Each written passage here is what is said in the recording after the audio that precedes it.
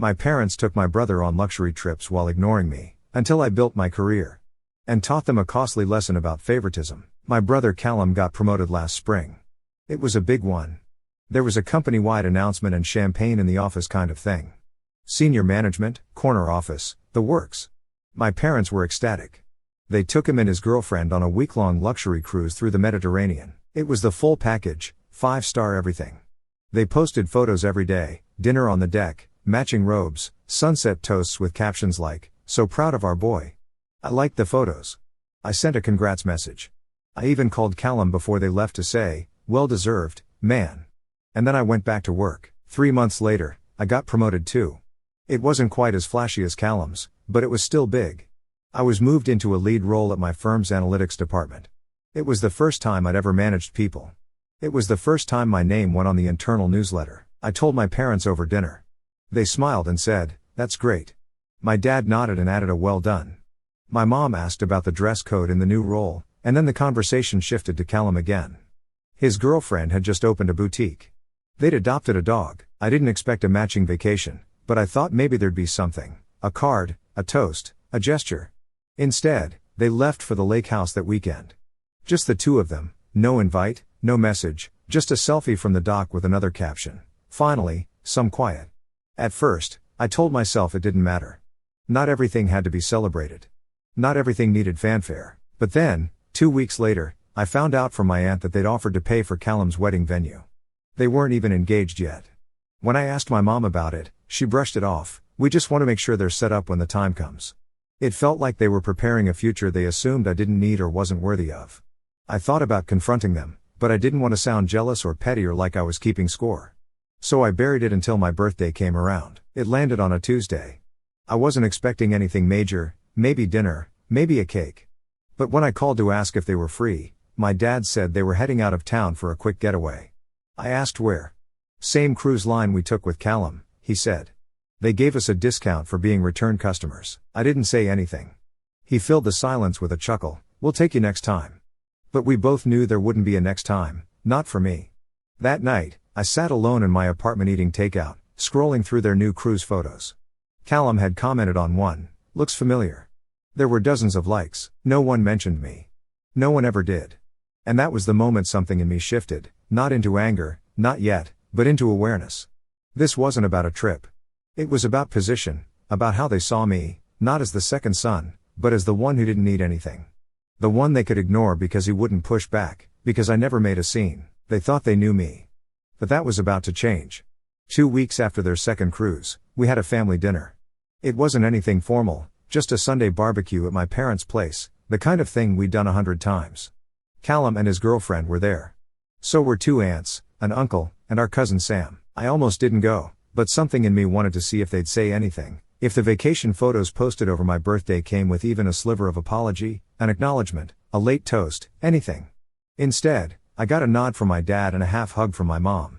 No happy birthday. No how's the new role? No let's sit down and catch up. The topic of the night was again Callum. His company had asked him to speak at a regional leadership summit. My parents beamed as he described the invite, the guest list, and the keynote lineup. Everyone clapped. Someone asked if he was nervous. His girlfriend said, "He was born for this." I took a sip of beer and watched. No one asked about my promotion, not even once. When the food came out, I helped carry drinks from the kitchen. No one noticed. I refilled glasses, picked up a plate someone dropped. Still invisible. At one point, my mom asked if I could take a photo of the group. I held the phone up, centered them, and saw it, a snapshot of everyone glowing, arms around each other, Callum at the center, and me not in the frame, literally. She didn't ask me to get in the shot. I handed the phone back and went inside under the pretense of checking a message, but I didn't come out right away.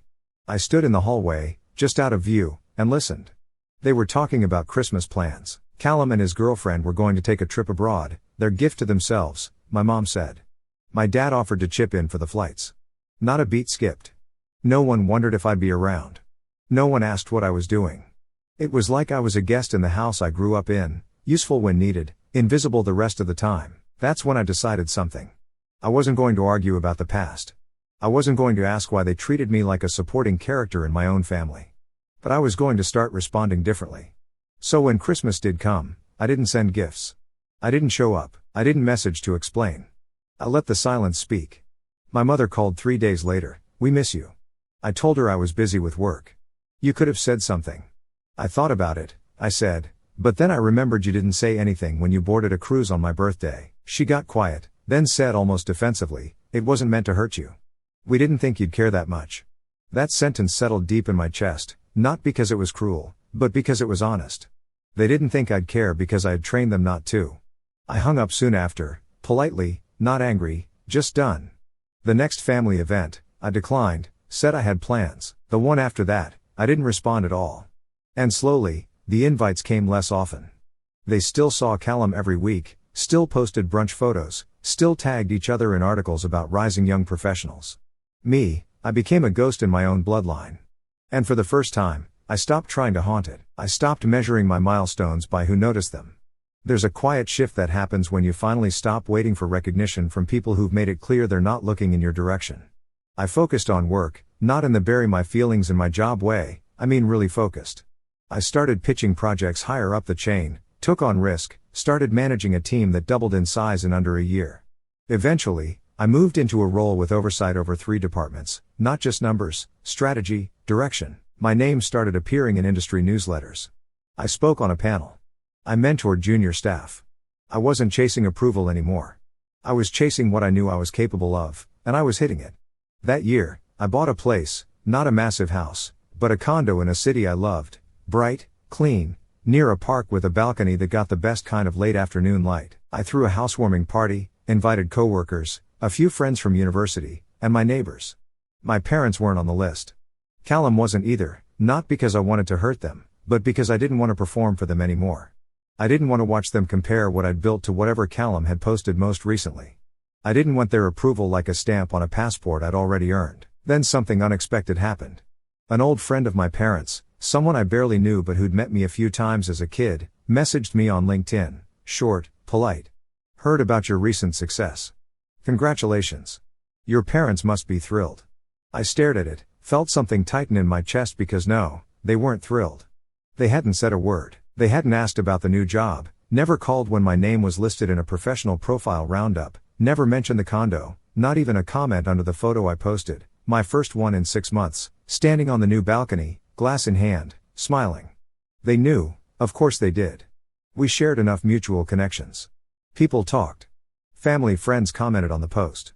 My cousin texted me to say she'd shown her mom. They knew, but still silence. Then came Callum's engagement. It was a full production announcement, photos in a flower field, a branded hashtag, champagne, and a drone video of the proposal. The caption, "She said yes." Couldn't have done it without the people who always believed in me. The first comment was from my mom. "We're so proud of you, sweetheart. You've built something beautiful." I closed the app, not because I was angry, but because I was finally starting to feel the difference between being ignored and being free. I didn't send a gift, didn't like the post, didn't respond when my dad texted a week later to say the engagement party was coming up and they assumed I'd be there. I replied simply, "I won't be attending," no reason, no apology, and this time no follow-up. They'd started to notice the distance. I could feel it in the subtle shifts, the occasional check-in text, the slight hesitations in my mother's voice when she left voicemails, but they hadn't connected it to anything they did, because people who don't see you to begin with can't imagine why you disappear. And I wasn't gone out of spite. I was gone because I'd finally realized you don't owe closeness to the people who only call it family when it's convenient. You don't owe your presence to the table where your seat has always been borrowed, never built.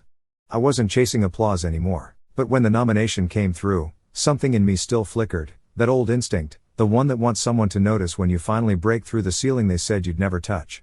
The email came from an industry organization I'd quietly respected for years, nominee, Alexander Reed. Leadership in Tech and Analytics. I read it twice, then just sat there, not grinning, not fist pumping, just still. Because for the first time, I knew what it felt like to be recognized by people who had no obligation to like me and did anyway. My coworkers threw a toast. They decorated the office kitchen with streamers. Someone baked a cake with my name on it. There were speeches, laughter.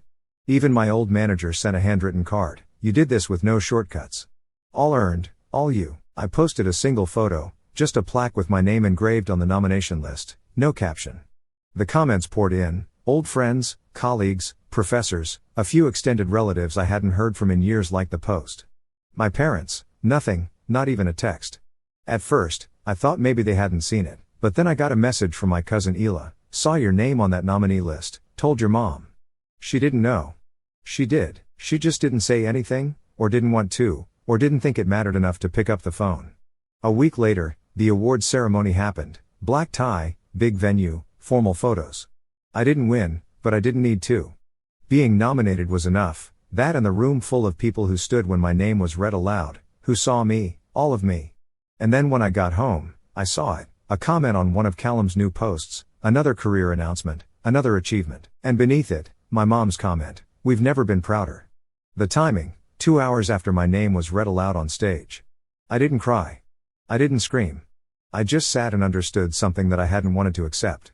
Even after everything, it wasn't about me not being successful enough, it wasn't about me not being flashy. It was about roles to them. I wasn't the golden child. I was the one who'd always make it work, the one who didn't need the support, so they didn't offer it. That night, I opened a document on my laptop and wrote a letter, not to them, to myself, to the version of me that still wanted them to see it, still waited for the call that would never come. "You're done waiting," I wrote. "You're done proving. They saw you. They just didn't want to admit it. And now you don't need them to." I never sent them the letter, never brought up the nomination. When they eventually called weeks later to ask if I was coming to Callum's wedding, I said no. My mom hesitated. "He'd really like you to be there." "He never asked," I said. "He assumed you'd show up." "That's the problem," I said.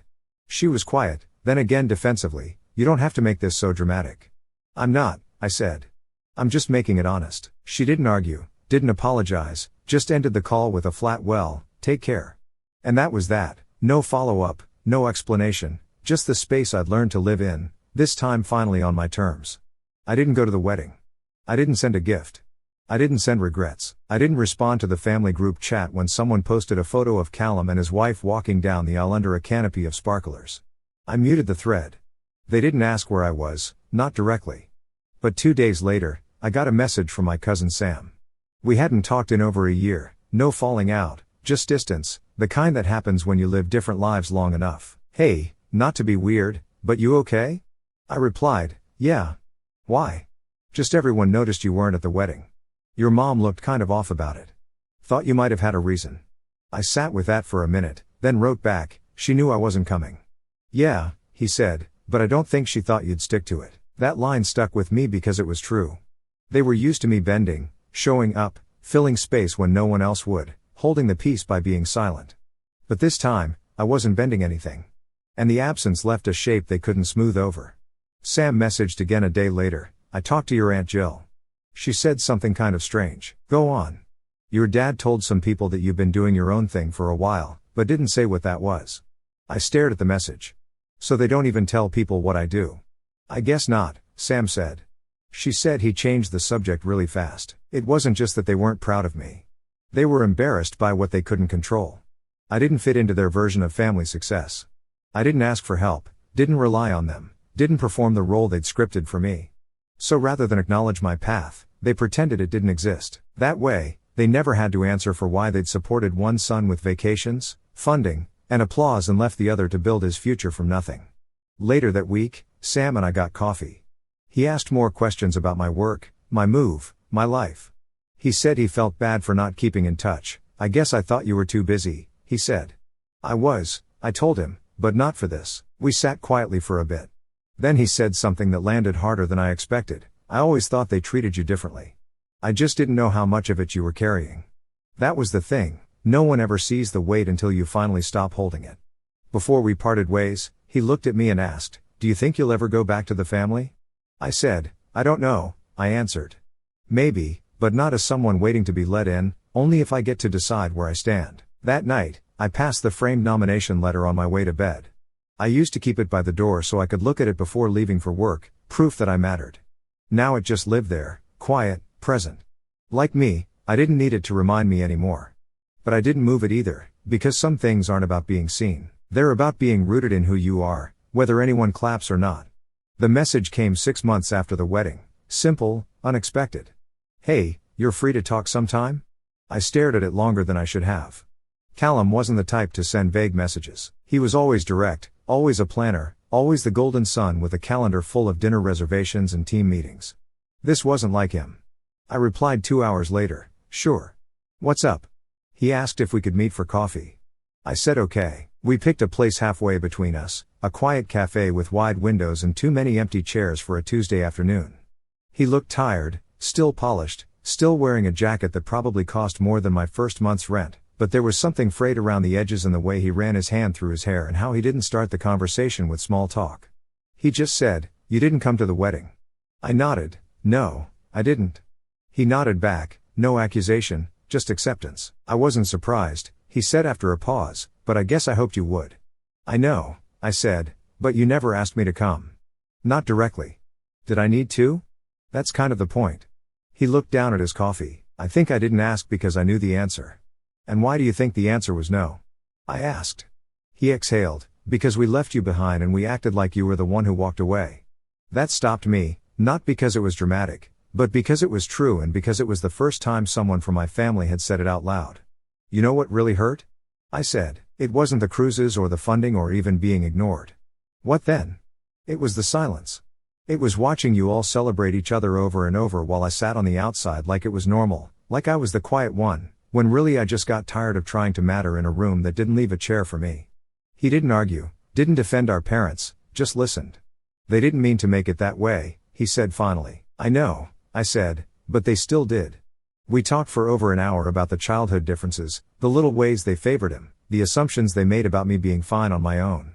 And then he said, "I think I liked being the favorite because I didn't know what it was costing you, and I didn't know what being forgotten was doing to me until I stopped pretending it didn't hurt."